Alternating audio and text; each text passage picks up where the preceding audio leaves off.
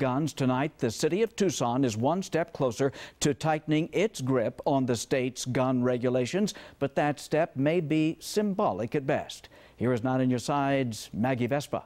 That's right, Guy. Arizona lawmakers enacted the state's firearm preemption statute just months before the January 8th shooting took place. It prohibits any local governing body from passing gun laws more restrictive than those set by the state.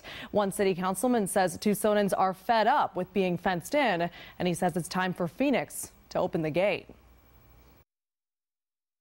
Ward 6 City Councilman Steve Kozachek says the goal is simple. Adopt local ordinances that reflect what we hear from our constituents, not some blanket rule that governs the whole state. The right of the individual citizen to bear arms in defense of himself or the state shall not be impaired.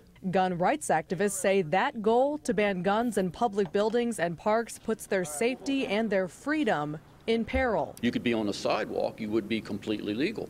But if you just stepped 1 foot over into the grass, you would be illegal. Nevertheless, a memorial calling on lawmakers to once again give local governments leeway with gun laws passes unanimously. Romero?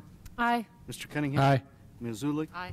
Now it's on to Phoenix, and Kozachek says while the target there will be harder to hit, anything is possible. And I hope that the state legislative caucus that represents this area goes up there and makes a strong argument in favor of the constituents of this city.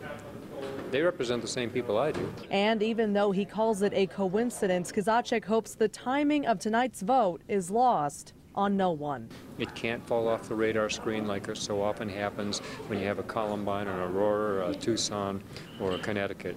It can't turn into a news cycle event and then we go on to the next thing. And tonight's vote is, of course, a coincidental part 3 of a gun-heavy 24 hours for Kozachek. Last night, he hosted a public forum that, in part, dealt with that same topic. This morning, he hosted Tucson's first gun buyback program, which Guy raked in more than 200 weapons. So back to tonight's vote. Sure. The memorial is going to go to Phoenix, the state capital, where most people think doesn't have a chance. Right. So what's next?